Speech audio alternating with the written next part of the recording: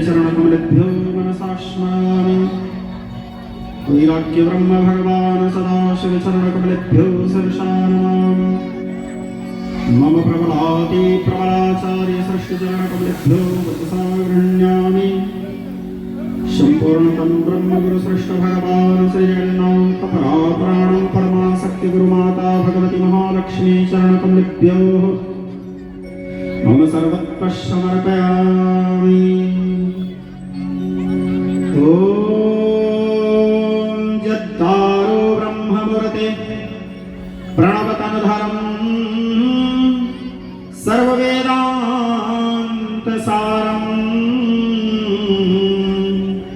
भक्तानां कल्पवृक्षं भवजलतरणे योगीनां हंसतत्त्वं हरिहरनिमित्तं श्रीपतेर्वैष्णवानां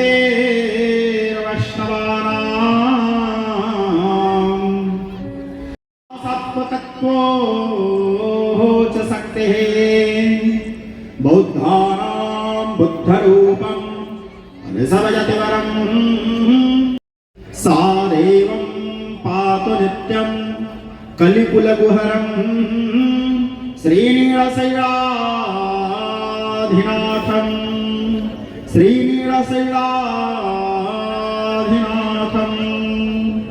हिन्दवः सहोदरा सर्वे इन्द्रो वेदस्रवाः स्वस्ति का संगठन करेंगे तो लोग उस समय डॉक्टर साहब का मजाक उड़ाते थे, कहते थे कि डॉक्टर साहब को क्या हो गया है, हिंदू संगठित हो सकता है। धर्म की पवन सुत हनुमान के जगन्नाथ स्वामी के अपने अपने माता पिता के अपने अपने गुरुजनों के भगवती मंगला के। आवाज थोड़ा कम है आप लोगों का, आलस नहीं, मेरा ठीक है माइक वाला का भी ठीक है, आप लोगों का कम है। माइक वाला ने बढ़ा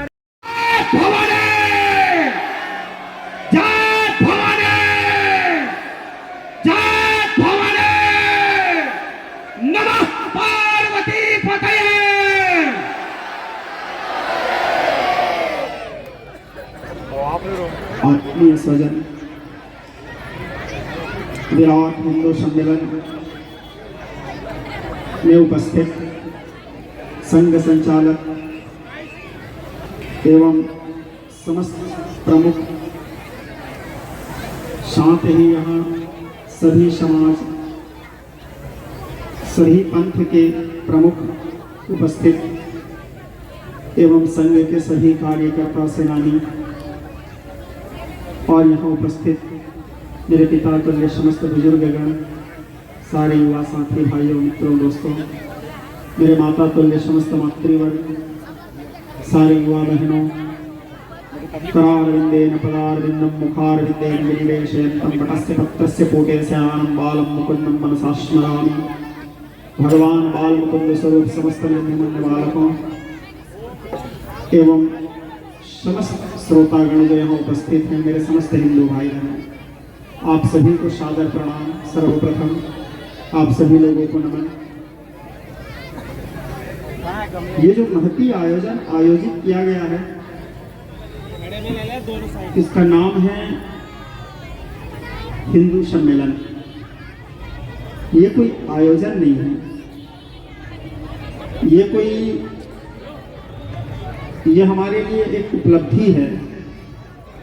ये आपके लिए नहीं, संपूर्ण भारतवर्ष के लिए। संघ क्या किया, 100 वर्ष के जो आज हम शताब्दी महोत्सव मना रहे हैं संघ के, संघ क्या किया, संघ की उपलब्धियां क्या है। ज्यादा किसी अन्य विषय में यदि चर्चा ना भी करें, कदाचित ये भाव हो सकता है कि कुछ गुरुदेव कुछ कहेंगे, हम लोग सुनेंगे, कुछ अच्छे बात कहेंगे। ये भी संघ का ही उपलब्धि है। 4 हिंदू तब इकट्ठे होते हैं जब 5वां कंधे पे होता है। यानी हिंदू के बारे में इस प्रकार की धारणा 100 वर्ष पहले थी। बड़े बड़े लोग कहते थे गदा के, जानते होंगे कुछ असामाजिक तत्व जिसके दृष्टिकोण में मैं चूब रहा हूं, या जिन लोगों को ये महसूस हो रहा है कि मैं उन लोगों के लिए खतरा बन रहा हूँ, उन लोगों के द्वारा कई बार षड्यंत्र किया गया, जानलेवा हमला किया गया, अनेक प्रकार के षड्यंत्र के तहत हुआ। कुछ तो शासन को जानकारी है, कुछ प्रशासन को भी जानकारी है। कई षड्यंत्रों के शिकार भी हुआ, लड़खड़ाया, गिरा। लेकिन हमारे देवभोग क्षेत्र में जो विश्व हिंदू परिषद के भाई लोग हैं, जब जब मैं लड़खड़ा के गिरने की स्थिति में आता था, तब तब वो लोग मेरे को उठाने के लिए मेरे सामने खड़े हो जाते थे।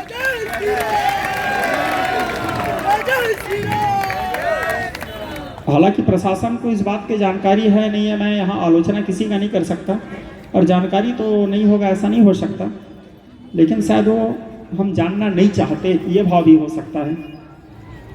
क्योंकि कदाचित ये भी हो सकता है कि मैं किसी राजनीतिक पार्टी का सपोर्ट नहीं करता, चाहे वो कांग्रेसी हो, चाहे वो भाजपा हो, या अन्य कोई भी पार्टी हो।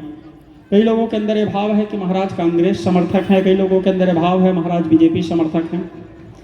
मैं किसी का समर्थक नहीं हूँ, मैं हिंदुत्व का समर्थक हूँ। जो हिंदुत्व की बात करेगा, जहाँ पे मेरे राम की चर्चा होगा, जहाँ पे मेरे राम के बात आएगा, जहाँ पे साधु संतों के बात आएगा, रक्षा के साधु संत के सम्मान के, जहाँ पे गौ के बात आएगा, जहाँ पे राष्ट्र के बात आएगा, जहाँ पे राष्ट्र के प्रति समर्पण के भाव आएगा, या जहाँ पे राज्य के प्रति प्रेम या राज्य के प्रति समर्पण के भाव आएगा, हर वो जगह में मैं खड़े होने का प्रयास करता हूँ। चाहे उस जगह में खड़े होने से मेरा आलोचना हो, मेरा निंदा हो, या मेरे को प्राण गंवाना पड़े। क्योंकि मेरा तो सीधा सा सिद्धांत है, मम दीक्षा हिंदू रक्षा मम मंत्र समानता। यहाँ उपस्थित सभी लोग आज जो बैठे हैं, यहाँ पर एक भाव लिखे हैं हमारे भाई लोग, जात पात की करो विदाई, हिंदू हिंदू भाई भाई। मैं अपने मेरे प्रवचनों में आप लोग सुनते होंगे, मैं ना तो कभी किसी का आलोचना करता हूँ, ना मैं किसी का निंदा करता हूँ, ना मैं किसी के सिद्धांत के ऊपर टिप्पणी करता हूँ। मैं अपने विचारधारा को व्यक्त करता हूँ। मेरा विचारधारा यह है, जात ये जो शब्द है, क्या भगवान जात बना के भेजे थे? यहाँ बैठे हुए जितने लोग हो, ईमानदारी से, ठीक है, आप अपने हृदय अंतरात्मा से एक बार पूछ करके, यदि आप लोग मेरे को गुरु मानते हैं या गुरु भाव से सुनना चाह रहे हैं, सामने में हनुमान जी है, भगवान है, तो ऐसा कहा जाता है गुरु के सामने कभी झूठ नहीं बोलना चाहिए, ठीक है, और ईश्वर के मंदिर देवालय में झूठ नहीं बोलना चाहिए। तो आपके सामने तो कदाचित दोनों भाव है, परमात्मा भी है, हनुमान जी भी हैं, और आप लोगों के मन में कदाचित गुरु भाव है, तो मैं गुरु के रूप में भी बैठा हूँ। आपके अंतरात्मा से पूछो, क्या भगवान जात बनाया था? भगवान, मैं जहाँ तक अपने जीवन में अनुभव किया हूँ, भगवान केवल 2 जात बनाया था। भगवान केवल 2 जात बनाए थे। पहला है मानव जात, मनुष्य, और दूसरा है नारी जगत, नारी जात। सत्य है, भगवान केवल 2 ही जाति बनाए थे, एक पुरुष जात और दूसरा नारी जात। अब उसके बाद कुछ षड्यंत्रकारी आए हमारे बीच में। इसके अब संघ का तो एक अहम उपलब्धि ये था कि इन सभी चीज़ों को जो अभी मैं बताने जा रहा हूँ, इन सभी चीज़ों को सुधार करते गए आज बहुत आगे हम लोग निकल चुके हैं समानता और समरसता में। कुछ लोग षड्यंत्रकारी आए, कुछ असामाजिक तत्व आए, कुछ मिशनरी आए, भ्रमित करते गए, और जितना लड़ाई हुआ, सारे लड़ाई एक खोपड़ी का लड़ाई है। आप लोग विचार करना, मेरे एक एक शब्दों को समझिएगा। कदाचित मेरे शब्द किसी को बुरा लगेगा तो अपने पुत्र समझ के क्षमा भी कीजिएगा। जितना लड़ाई है केवल खोपड़ी का लड़ाई है। ये मेरा भगवान, ये तेरा भगवान, ये मेरा जात, ये तेरा जात, मैं यहाँ का पानी नहीं पीऊँगा, मैं इसके घर का भोजन नहीं करूँगा, ये छूत है। एक समय में तो भारतवर्ष की स्थिति ऐसा भी हो गया था कि यदि किसी के छाँव भी हमको पड़ जाता था तो हम जा करके स्नान करते थे। हमारे घर के सामने से कोई व्यक्ति अपनी चप्पल को सिर में उठा के जाते थे। इतना अत्याचार भी हुआ है ये भारतवर्ष में। लेकिन आज कहीं ना कहीं समानता और समरसता की ओर हम लोग आगे बढ़ते जा रहे हैं। देखो, परमात्मा जो है वो 10-20 ठो नहीं होते। भगवान जो है 10-20 ठो भगवान थोड़ी होते हैं जी। देवता अनेक हैं, 33 कोटि देवता हैं, लेकिन भगवान सुप्रीम पावर ऑल यूनिवर्स वो 10-20 ठो नहीं है, वो एक ही है। बाप 10-20 ठो नहीं होते, बाप एक ही होते हैं, ठीक है। बाप 10-20 नहीं होते, चाहे मेरे हो, आपके हो, किसी के भी हो, बाप एक ही होता है, परमात्मा एक ही है। जैसे आप लोग मेरे भाव को समझिएगा, यहाँ मैं बैठा हूँ, सामने से जितने मेरे मातृशक्ति मुझे देख रहे हैं, मेरे पुरुष वर्ग लोग देख रहे हैं, भाई लोग, मेरे पिता तुल्य बुजुर्गगण, आप लोग जिस दृष्टि से मेरे को देख रहे हैं, मेरा स्वरूप, मेरा आभा मंडल, मेरा छवि आप लोगों को कुछ और नजर आ रहा है। ठीक है, इधर मेरे जितने भाई लोग बैठे हैं, इन लोगों को मेरा कोई और स्वरूप नजर आ रहा है। इधर जितने भाई लोग बैठे हैं, इन लोगों को मेरा कोई और स्वरूप नजर आ रहा है। कि पीछे में हमारे भाई बैठे हैं, इनको मेरा शरीर का कोई और अंग दिख रहा है, इनको कोई एक अलग स्वरूप दिख रहा है। इनके दृष्टिकोण में एक अलग स्वरूप है, इधर के दृष्टिकोण में एक अलग स्वरूप है, उधर के दृष्टिकोण में एक अलग स्वरूप है, इधर के दृष्टिकोण में एक अलग स्वरूप है। लेकिन मैं तो 10 नहीं हूं ना, मैं तो एक ही हूं। देखने वालों की दृष्टि के ऊपर निर्भर किया है, विकसित करते गए। किसी को देखो, सबसे पहला चीज इस बात को अपने जीवन में समझना, हमारे पूज्य पिताजी कहते थे, कोई जाति नीच नहीं होता, कोई जाति नीच नहीं होता, लेकिन नीच व्यक्ति हर जात में होते हैं। कोई जाति नीच नहीं है, लेकिन नीच व्यक्ति हर जात में पाए जाते हैं, हर जात में।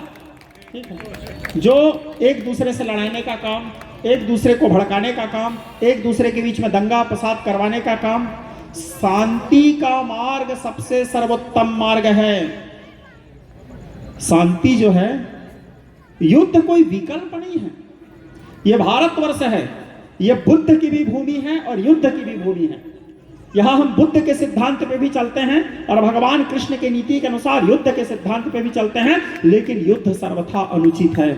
जब तक हो सके हमको प्रयास करना चाहिए कि शांति से हम कोई कार्य को संपादित कर सकें, शांति से हम कोई कार्य को संचालित कर सकें। मैं दूसरे अन्य किसी चीजों का उदाहरण नहीं देता, मैं अपने स्वयं का उदाहरण देता हूं। आज आप सब लोगों का प्रेम मेरे साथ है, पूरे राज्यवासियों का प्रेम मेरे साथ है, और प्रायः मैं अनुभव किया हूं, आप लोग भी इस चीजों का अनुभव किए होंगे।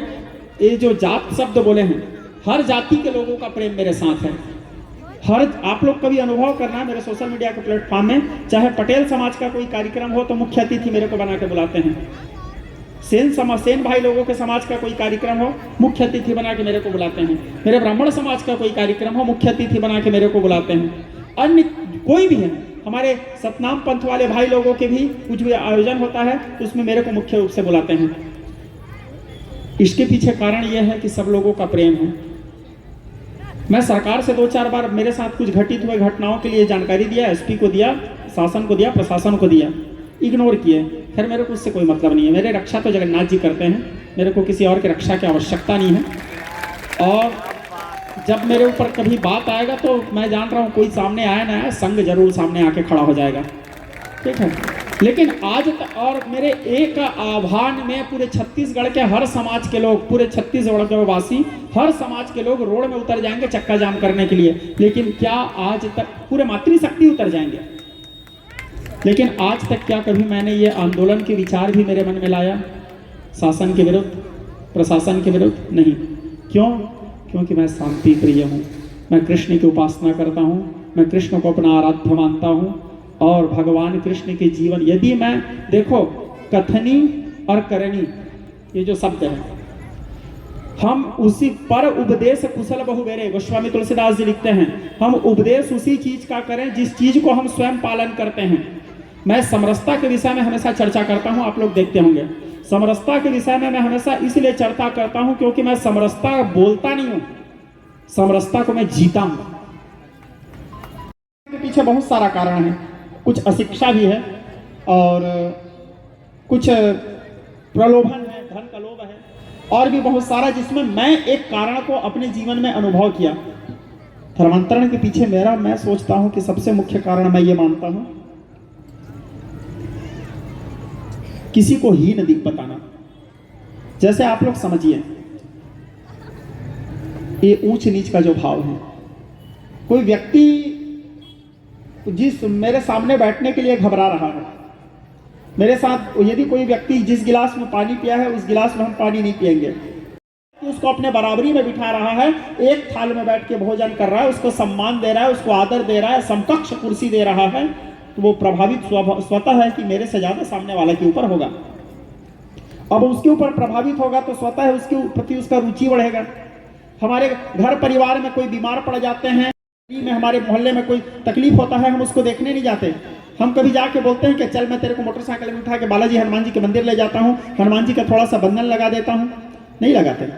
हम उसको बोलते हैं कि तेरे गीता पढ़, गीता पढ़ने से शांति मिलेगा। कलयुग का सबसे प्रमुख मंत्र है महामंत्र, महामंत्र का जप करो भाई, तुम्हारे घर में शांति मिलेगा। हम तेरे लिए मंदिर से प्रसाद ला के देते हैं, ये भाव क्यों नहीं आता? कोई दूसरा व्यक्ति आके कोई फालतू पुस्तक पकड़ा दिया उसको, इसको पकड़ के जेब में घूमना, इस ताबीज को पहनना, दिन भर इसको अपने गले में लगा के रखना, स्वतः है उसके अंदर में एक रुचि बढ़ते जाएगा, एक रुझान बढ़ते जाएगा। और जिधर रुझान बढ़ेगा, संसर्गजा गुणा दोषा भवंती, संगति से ही गुण और दोष का जन्म होता है। जैसा रंग जैसा संग वैसा रंग, व्यक्ति जैसे संगति में पड़ते जाता है वैसे ही रंग में रंगते जाता है।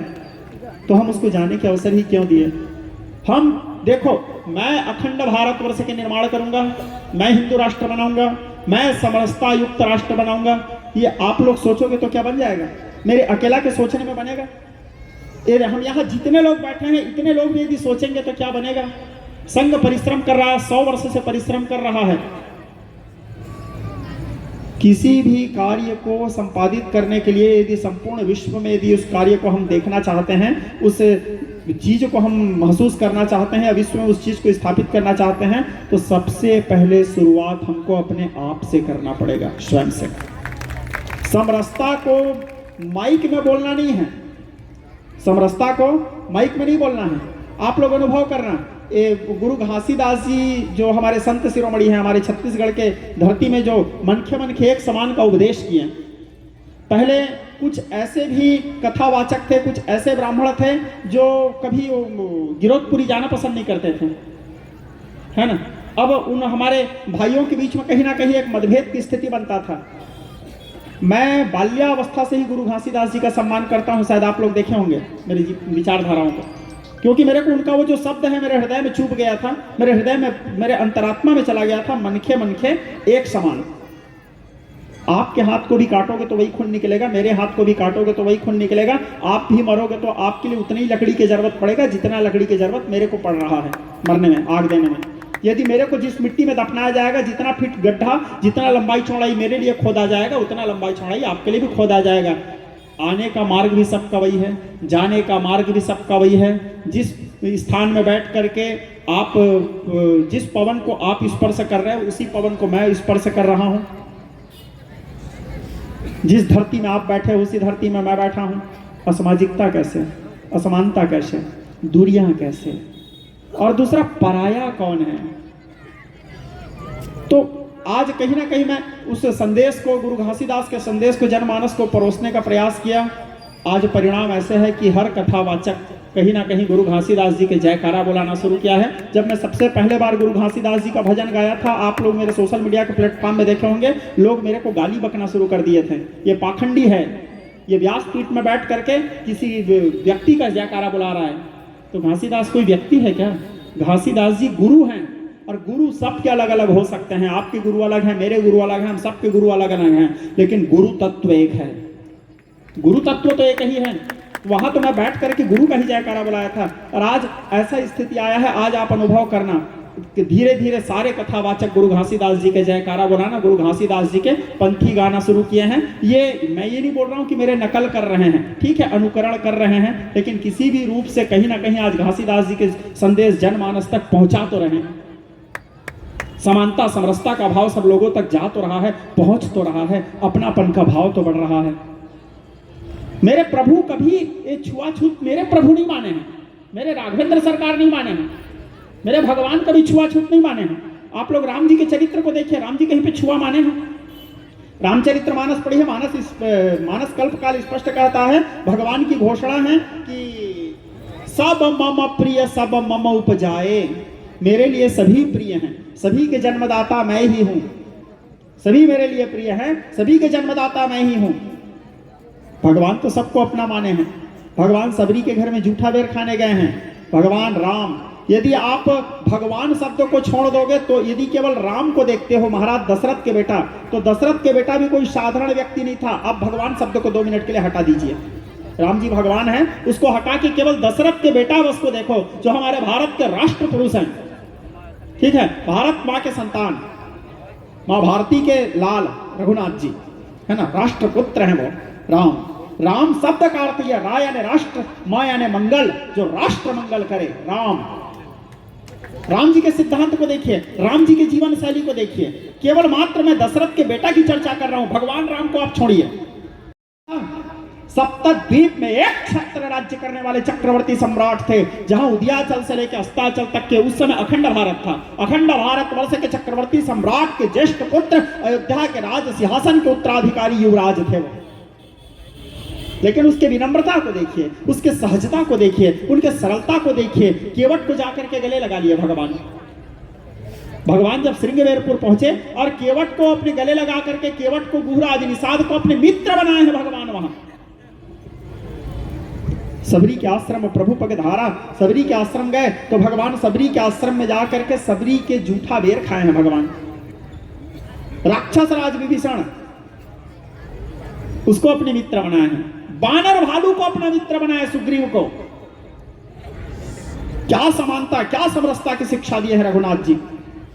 त्रेता युग का बात है, सोच रहे हो आप लोग। आज कलयुग में कहां ऐसे होगा। चलो छोड़िए त्रेता युग को, द्वापर युग में आइए। द्वापर युग में भी तो भगवान कृष्ण यही किए हैं। विदुर जी के घर में जाकर के, दुर्योधन क्षत्रिय राजा थे, 56 भोग बना के रखे थे भगवान कृष्ण के लिए। भगवान नारायण को 56 भोग लगता है, दुर्योधन के 56 भोग को छोड़ करके भाजी खाने के लिए चले गए भगवान, भाजी खाने के लिए, और जा करके केला के छिलका खाए हैं विदुर जी के घर में भगवान। 11.5 वर्ष तक तो भगवान वनांचल में रहने वाले, वन में रहने वाले लोगों के साथ समय बिताए हैं भगवान कृष्ण। 11.5 वर्ष तक नंगे पैर गौ माता की सेवा करने के लिए वन वन भटके हैं भगवान। वनांचल में रहने वाले लोगों के साथ बैठ करके भगवान कंद मूल फल खाए हैं, साग खाए हैं, भाजी खाए हैं, भात खाए हैं भगवान। ये द्वापर युग में शिक्षा दी है। चलो ये तो द्वापर युग त्रेता युग है, छोड़ो द्वापर युग त्रेता युग। आप कलयुग में जी रहे हो ना, मैं कलयुग के उदाहरण देता हूं। कलयुग के प्रत्यक्ष भगवान कौन है? कलयुग के प्रत्यक्ष भगवान कौन है? राम जी तो त्रेता युग में आ गए, कृष्ण जी तो द्वापर युग में आ गए। कलयुग के प्रत्यक्ष भगवान है महाप्रभु श्री जगन्नाथ। कलयुग के प्रत्यक्ष भगवान कौन है? महाप्रभु श्री जगन्नाथ। और जगन्नाथ जी के उदारता, करुणा को तो मैं अपने शब्दों में बोल भी नहीं सकता। मेरे आराध्या सिद्धगिरि समम स्यात् कज्जलम सिंधु पात्रे सुरतरुवर्षा लेखनी पत्रम लेखित गृहत्वा सार्वा सर्वकालम तदपितम गुणानमीशं पारं न याति यो अनन्तस्य गुणानन्तानुक्रमः सतो बाल बुद्धिरजान से भूमित गणत कथंचित काले नेवा खल शक्ति धामना। कदाचित पृथ्वी के रज कण को गिना जा सकता है, लेकिन जगन्नाथ जी के गुण महिमा को गान रामचरितमानस कहता है, नैति नैति जिहि वेद विरूपा चिदानंदिनी रूपाधि स्वरूपा। तन्माया मोहिता सर्वे, स्कंद पुराण कहता है, तन्माया मोहिता सर्वे ब्रह्मादि दिवौगसा न जानन्ति गुणा रूपम तवाश्चर्यमिदं प्रभु। मानस कहता है, जो माया सब जगह ही नचावा, जासु चरित लखी काहु न पावा। गीता कहता है, जानतम महिमात वेदम नान्तम न मध्यम पुरस्तवादी वेदो नो जना यतो वाचो प्रवर्तन्त्य प्राप्य मनसा सह। ऐसे परमात्मा राम जी कब आए? त्रेता युग के अंतिम चरण में। कृष्ण जी कब आए? द्वापर युग के अंतिम चरण में। लेकिन जगन्नाथ जी के करुणा और कृपा को देखिए, कलयुग के प्रारंभ में जगन्नाथ जी आ गए आपके और हमारे लिए। स्टार्टिंग में आए हैं भगवान। राम जी आखिरी हो रहा था तब आए थे, कृष्ण जी आखिरी हो रहा था तब आए थे, जगन्नाथ जी आरंभ में आए। आप लोग एक चीज बताइए, जगन्नाथ जी के आते ही सबसे पहले जगन्नाथ जी के पूजा करने वाला कौन से जनजाति थे? जगन्नाथ जी को सबसे पहले भोग लगाने वाले जनजाति कौन थे? क्या कोई ब्राह्मण जगन्नाथ जी को भोग लगाया है? क्या कोई ब्राह्मण जनजाति जगन्नाथ जी का सेवा किया है? आप इतिहास उठा के देख लीजिए, एक कलयुग की घटना बता रहा हूं। सबसे पहले जगन्नाथ जी जब आए कांटिलो, आप नयागढ़ से जब आगे जाओगे, भुवनेश्वर से पहले जो नयागढ़ पड़ता है, कांटिलो ब्रह्मगिरी पर्वत, जहां पर महानदी है हमारी चित्रोत्पला गंगा, जो हमारे छत्तीसगढ़ सिहावा पर्वत से निकला है, चित्रोत्पला गंगा का समुद्र के साथ वहां मिलन है, वहीं पर ब्रह्मगिरी पर्वत में मिले हैं, जिसको कांटिलो के वन कहते हैं। उस कांटिलो के वन को नीड़ा माधव कहा जाता है। सबसे पहले उस नीड़ा माधव में वनांचल में रहने वाले विश्वावसु सबर जनजाति भगवान का पूजा किए हैं। सबसे पहले वो सबर जनजाति, तो फरसा के पत्ता जानते हो आप लोग? फरसा के पत्ता में, महुआ के पत्ता में जगन्नाथ जी को चार, जामुन, ये सब कंदमूल का भोग लगाए हैं भगवान को। सबसे पहले भगवान को भोग लगाने वाला एक सबर जनजाति का था। सबसे पहले जगन्नाथ जी की पूजा करने वाला एक सबर जनजाति का था। फिर भगवान आए, श्री मंदिर निवास किए, कुछ समय व्यतीत हुआ। समय व्यतीत होने के बाद आप लोगों को लक्ष्मी पुराण का एक छोटा सा दृष्टांत बताता हूँ। महालक्ष्मी जी के पुराण का एक छोटा सा दृष्टांत बताता हूँ, आप लोग समझिएगा। ये जगन्नाथ जी संसार को शिक्षा दिए नारी का सम्मान क्या है, क्योंकि नारी के सम्मान हम सब लोगों के जीवन का सबसे पहला धर्म है। क्योंकि मैं हमेशा कहा करता हूं, आप लोग सुने होंगे, जिस घर में यदि किसी नारी का अपमान हुआ है, भारतवर्ष के इतिहास कहता है उस घर का सर्वनाश होना निश्चित है। यदि घर में नारी के आंख से आंसू बहा है तो यत्र नार्यस्ते पूज्यन्ते रमन्ते तत्र देवता। जिस घर में नारी का सम्मान होता है, संसार के सारे देवी देवता वहां निवास करते हैं। नारी का सम्मान हमारा पहला कर्तव्य है, क्योंकि नारी को प्रकृति का श्रृंगार माना गया है। तो भगवान जगन्नाथ जी, श्रेया चांडुराणी, मार्गशीर्ष मास की कथा है, माता महालक्ष्मी श्रेया चांडुराणी के घर में पूजा प्राप्त करने के लिए सुबह 4 बजे गई। बलराम जी देख डाले। बलराम जी देखने के बाद, लक्ष्मी पुराण की कथा है, बलराम जी देखने के बाद बलराम जी बोले कि ये श्रेया चांडुराणी के घर में महालक्ष्मी गई है। जगन्नाथ, यदि तुम मेरे को अपना बड़ा भाई मानते हो तो आज के बाद लक्ष्मी श्री मंदिर प्रवेश नहीं करेगी। लक्ष्मी का त्याग कर दो, मैं तेरे लिए लक्ष्मी से ज्यादा सुंदर दूसरा नारी ले आऊंगा, बोले बलराम जी। बड़े भाई, हमारे भारतवर्ष के इतिहास ये कहता है, बड़े भाई पिता के समान होते हैं, पिता का भी आदेश पालन करना है। जगन्नाथ जी हाथ जोड़ करके बड़े भाई के आदेश को पालन किए। जगन्नाथ जी महालक्ष्मी का त्याग कर दिए। महालक्ष्मी श्री मंदिर छोड़ करके चले गई। श्री मंदिर छोड़ के जाने के बाद 12 वर्ष तक के मेरे आराध्य महाप्रभु श्री जगन्नाथ जी, जो कलयुग के प्रत्यक्ष देवता हैं, 12 वर्ष तक के अन्न जल उनको नहीं मिला। नारी के अपमान के कारण अन्न जल नहीं मिला, दर बदर भटकते रहे, भीख मांगते रहे, लेकिन जगन्नाथ जी को भोजन नहीं मिला। 12 वर्ष भूख और प्यास से भटकने के बाद जब जगन्नाथ जी वापस आए, महालक्ष्मी को माफी मांगे। महालक्ष्मी को माफी मांगने के बाद महालक्ष्मी जी से कहे कि लक्ष्मी जी चलो अब श्री मंदिर, मैं आपको लेने आया हूँ। महालक्ष्मी कहती है, एक शर्त में जाऊंगी प्रभु। बोले क्या शर्त? बोले आज के बाद आपके श्री मंदिर में छुआछूत वाला भाव नहीं होना चाहिए। आपके प्रसाद को ब्राह्मण और चांडाल, जिसको संसार अनेक प्रकार के शब्द से संबोधित भी करते हैं, एक थाल में बैठ करके भोजन करना चाहिए, एक पतरी में। आपके महाप्रसाद में जूठा नहीं होना चाहिए। दूसरा, आपके जो उपासक हैं, आपके जो भक्त हैं, उसके मन में भी छुआछूत जाति भेद का भाव नहीं होना चाहिए। भगवान जगन्नाथ जी वचन दिए कि हाँ, मैं समरसता को स्थापित करूंगा श्री मंदिर में।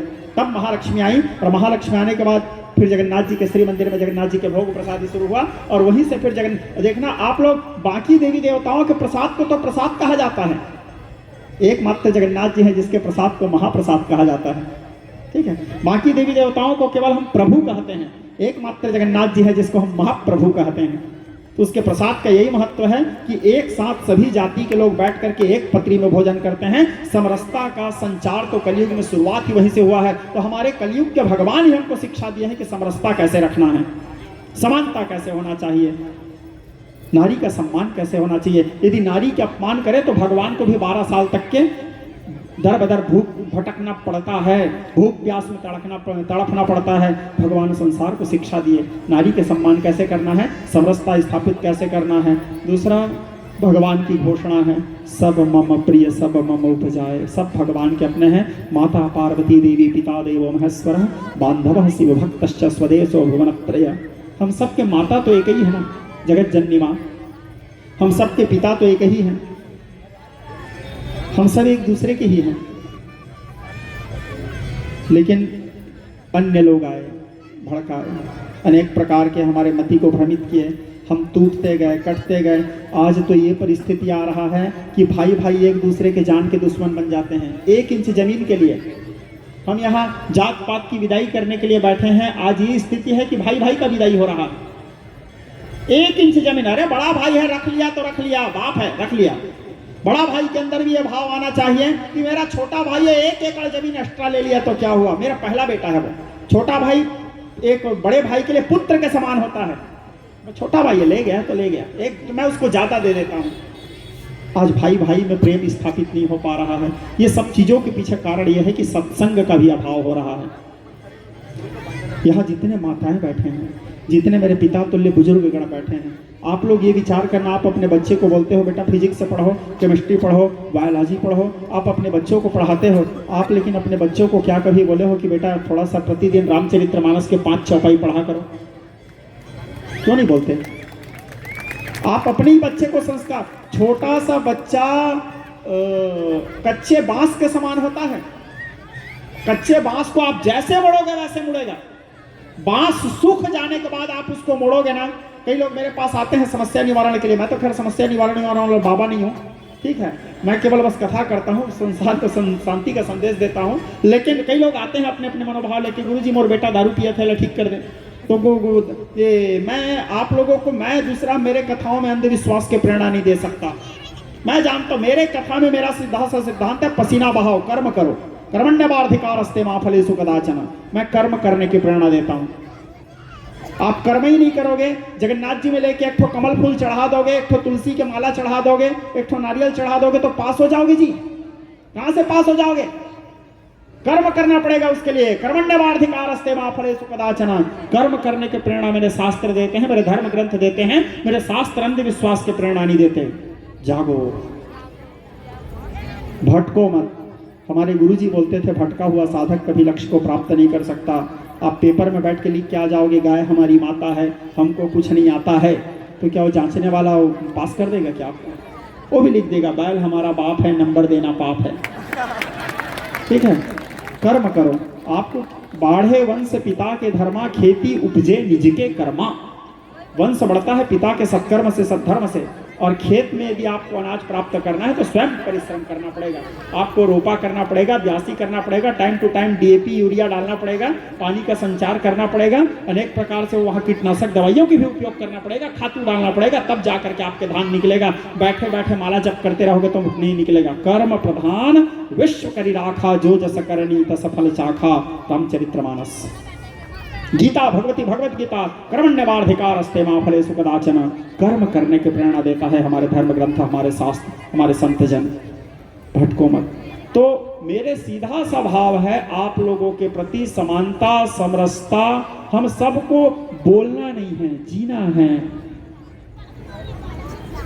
किसी को, हमारे वैष्णवों में एक सीधा सा सिद्धांत है, वैष्णव जन तो तैन कहिए, पीर पराई जान रे, पीर पराई जान रे। ना कोई छोटा ना कोई खोटा, प्रभु के सब ही खिलौने रे, प्रभु के सब ही खिलौने। जिसके मन में भेद न उपजे, उसके श्याम सलोने रे, उसके श्याम सलोने। धन्य है उसकी माता जग में, जो हरि को पहचान रे। वैष्णव जन तो तैने कहिए, पीर पराई जान रे, पीर पराई जान रे। सबसे महत्वपूर्ण है, छोटा सा बच्चा तुलसी के पौधा है, तुलसी के पौधा में मदिरा मत डालो, गंगा जल डालो। बच्चे को संस्कार बचपना से दो। जब बांस कच्चा रहता है उसको जैसे मुड़ोगे वैसे मुड़ेगा, लेकिन बांस सूखने के बाद वो टूट जाएगा। बचपना से उसको बोलो बेटा प्रतिदिन अपने डेली रूटीन में शामिल करो। आप स्वयं उसके साथ बैठ के पढ़ो 5 चौपाई, कम से कम 5 चौपाई रामचरितमानस। यदि वो मानस पढ़ा ही नहीं है तो जानेगा कैसे कि प्रातः काल उठी के रघुनाथा माता पिता गुरु नाम ही माथा। रामचरितमानस भगवान की कथा है, छोड़ो। एक रामचरितमानस तो एक शिक्षाप्रद ग्रंथ है जो पग पग में हमको सिखाता है कि माता के साथ हमारा व्यवहार कैसे होना चाहिए, पिता के साथ हमारा व्यवहार कैसे होना चाहिए, पत्नी के साथ हमारा व्यवहार कैसे होना चाहिए, पुत्र के साथ हमारा व्यवहार कैसे होना चाहिए, मित्र के साथ हमारा व्यवहार कैसे होना चाहिए, प्रजा के साथ हमारा व्यवहार कैसे होना चाहिए, गुरु के साथ, संत के साथ हमारा व्यवहार कैसे होना चाहिए, ससुर के साथ हमारा व्यवहार कैसे होना चाहिए, और तो और हमारे शत्रु के साथ भी हमारा व्यवहार कैसे होना चाहिए। शिक्षा रामचरितमानस देता है, पग पग में शिक्षा देता है। एक शिक्षाप्रद ग्रंथ है, वो पढ़ेगा तब तो सबको सीखेगा। तो बच्चों को मैं आपके फिजिक्स, केमिस्ट्री, बायोलॉजी आपके जो पढ़ा रहे हैं, इन सब चीज़ों की विरोध नहीं कर रहा हूँ, पढ़ाओ, ये भी आवश्यक है आज। लेकिन अपने बच्चों को संस्कार देने के लिए रामचरितमानस पढ़ाओ, गीता पढ़ाओ। आप जब हमारे ऊपर किसी के ऊपर केस हो जाता है, किसी प्रकार के हम कोर्ट कचहरी जाते हैं, गीता के ऊपर हाथ रख के कसम खाते हैं, मैं जो कुछ बोलूँगा सच बोलूँगा, सच के सिवा कुछ नहीं बोलूँगा। खाते हैं नहीं? अभी मैं भी खाया था, षड्यंत्र के तहत फंस गया था। तो ठीक है, मैं बोला मैं तो रोज ही गीता पढ़ता हूँ जी। बोला ठीक है, तो जो कुछ बोलूँगा सच बोलूँगा, सच के सिवा कुछ नहीं बोलूँगा। तो जब हम सच बोलने के लिए गीता का कसम खाते हैं तो सच को जानने के लिए गीता पढ़ते क्यों नहीं है? पढ़ो उसको, पढ़ोगे तो जानोगे कि सत्य क्या है। सांख्य योग, कर्म योग, पुरुषोत्तम योग, ज्ञान योग, ये सारे चीज़ों का वर्णन गीता में किया गया है। गीता पढ़ोगे तो समझोगे, जानोगे उसको। तो अपने बच्चे को बचपना से संस्कार दो। कहीं सत्संग हो रहा है, देखता हूँ मैं कि मेरे में तो खैर ऐसा नहीं हुआ है, मेरे में तो आप लोग भी अनुभव किए होंगे, मेरे कथाओं में सबसे ज़्यादा भीड़ तो युवाओं का ही रहता है, ठीक है। बाकी जगह पहले क्या होता था, कथा भागवत सत्संग होता था तो बुजुर्ग ही लोग जाते थे, बस माता बहन लोग जाते थे, बुजुर्ग लोग। लेकिन आज मैं मेरे भारतवर्ष के स्वरूप को बदलते देख रहा हूँ। ये मेरे सारे युवाओं का प्रेम है, या रघुनाथ जी की कृपा है, जगन्नाथ जी की कृपा है। मेरे कथा में सबसे ज़्यादा सर्वाधिक भीड़ यदि किसी का, पुरुष वर्ग भी रहते हैं, मातृवर्ग भी रहते हैं, बुजुर्ग लोग मातृशक्ति भी रहते हैं, लेकिन सर्वाधिक भीड़ यदि किसी का रहता है पूरा पंडाल में तो युवा साथियों का रहता है, युवा बहनों का रहता है। मैं देख रहा हूँ स्वरूप को बदलते हुए भारतवर्ष के। तो अपने बच्चों को शिक्षा दो, प्रेरणा दो कि जाओ बेटा सत्संग वहाँ, क्योंकि सत्संगति दुर्लभ संसारा, सठ सुधरहि सत्संगति पाई। मूर्ख व्यक्ति भी सत्संग पा करके सुधर जाता है, जैसे पारस पत्थर के स्पर्श पा करके लोहा भी स्वर्ण हो जाता है। सत्संग करवाओ उसको, अपने बेटा को अंकुश लगाओ, अपने बेटी को अंकुश लगाओ, नियंत्रण करो। देखो 8 बजने के बाद यदि आपका पुत्र घर नहीं आया है तो उसके लिए दूसरा दिन आदेश पारित करो कि बेटा कल के बाद 8 बजे के बाद तुम घर से बाहर नहीं रहना चाहिए। एक पिता का कर्तव्य है बच्चे को समझाना, उसको नियंत्रण करना। यदि आपके पुत्र समय से ज़्यादा घर से बाहर रहेगा, ज़्यादा पूछेंगे ही नहीं, उसके अंदर से तो भय खत्म हो गया। मैं आपके बच्चे को डराने, मारने, पीटने की प्रेरणा नहीं दे रहा हूँ, नियंत्रण करो। और सारे बच्चों के भी लिए भी एक छोटा सा भाव बोल रहा हूँ, यदि आपके पिता आपके लिए नियंत्रण कर रहे हैं, और नियंत्रण क्या, यदि आपके पिता आपको पीट भी रहे हैं ना, तो आप बुरा मत मानो, क्योंकि मैं अपने जीवन में इस चीज़ को जिया हूँ और अनुभव किया हूँ। गुरु के द्वारा डांटा गया, पिता के द्वारा पीटा गया और सोनार के द्वारा ठोका गया, ये सब चीज़ एक दिन आभूषण बनते हैं, ठीक है। आभूषण बनना है तो आपको पिता के मार खाना पड़ेगा, गुरु के डांट खाना पड़ेगा। जिस दिन गुरु के डांट आपको बुरा लग गया, जिस दिन पिता के डांट, पिता के मार आपको बुरा लग गया, उस दिन फिर आपके उज्जवल भविष्य का निर्माण नहीं हो सकता। यदि सोना को बुरा लग गया सोनार का ठोकना, तो सोना फिर आभूषण नहीं बनेगा, वो एक बिस्किट जैसे पड़े रहेगा।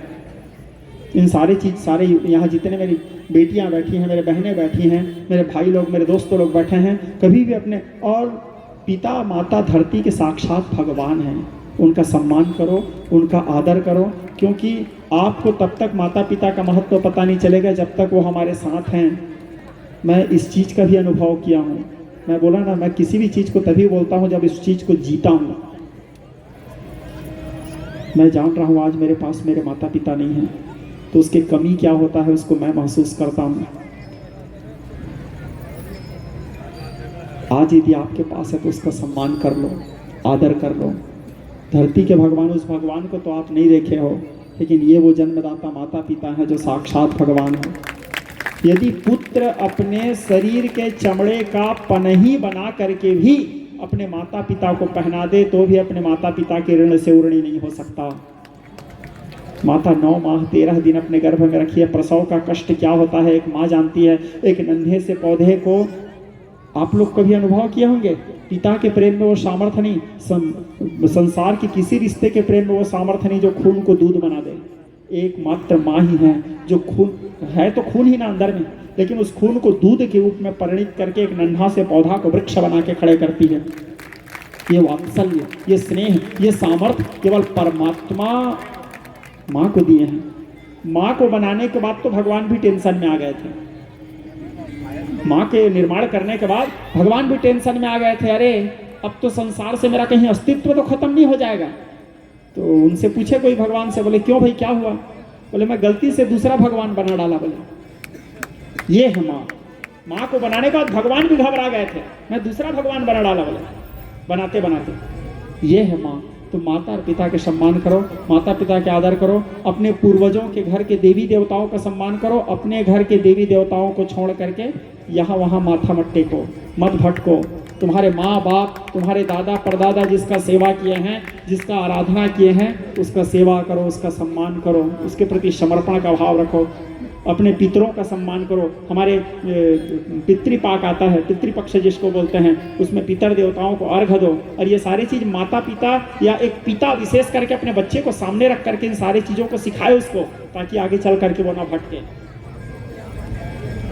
और सारे ब्राह्मणों से भी मेरा निवेदन है, ब्राह्मण को देख करके संसार शिक्षा लेता है, क्योंकि ब्राह्मण को गुरु मानता है। ब्राह्मण कोई भी ऐसा, ब्राह्मण का पहचान केवल जनेऊ नहीं है, ब्राह्मण का पहचान केवल जनेऊ नहीं है, ब्राह्मण के अंदर 9 गुण होना चाहिए। ठीक है, ऐसा मैं नहीं बोल रहा हूँ, राम जी बोले हैं। कहाँ बोले हैं? रामचरितमानस में बोले हैं। कहाँ पे बोले हैं?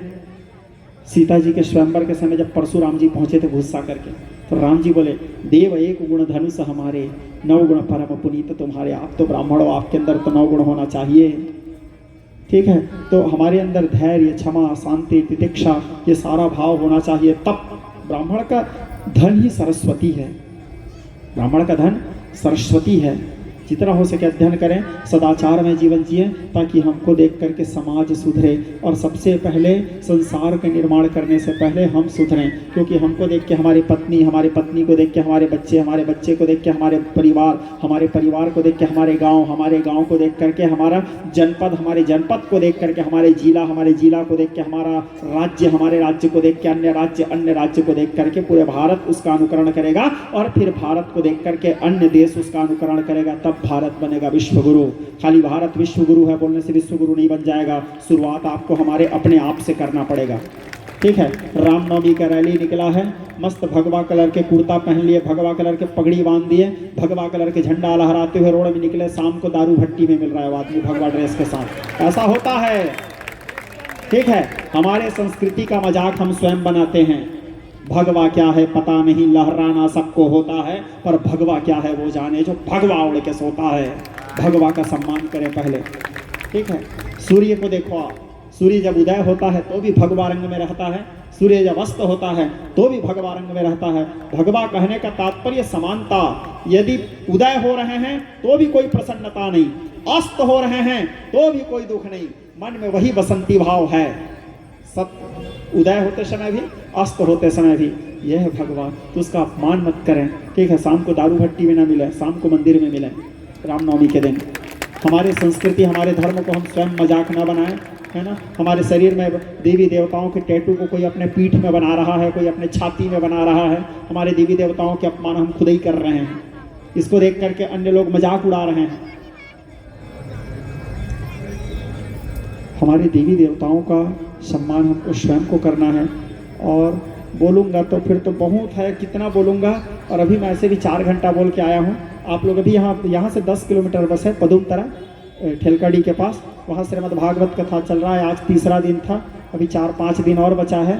आप सभी लोग आइए और आ करके वहाँ भगवान के पुण्य में कथा चल रही है। आप लोग वहाँ, कथा का टाइमिंग है 12 बजे से 5 बजे तक। आप लोग आइए, सब सादर आमंत्रित हैं, वहाँ कथा श्रवण कीजिए। और अभी 19 जनवरी से लेकर के 27 जनवरी तक के रायपुर में विराट शिव महापुराण कथा का आयोजन किया गया है राष्ट्रीय स्थिति में। तो आप लोग आइए और आ करके वहाँ शिव महापुराण का भी श्रवण कीजिए। और ऐसे यूट्यूब इंस्टाग्राम में तो आप लोग देखते ही रहते हो। तो हमारे भाइयों की इच्छा था कि 1-2 ठो माता सेवा गाना है, आप लोगों को 1-2 ठो माता सेवा सुनाता हूँ। उसके बाद फिर मैं आप लोगों को विश्व विदा लूँगा। इसी क्रम में नारी संस्कृति और नारी समाज की ओर से मैं रंजू दीदी को मैं आमंत्रित कर रहा हूं कि वे अपनी टीम के साथ आकर के महाराज जी को एक अंगवस्त्र भेंट करके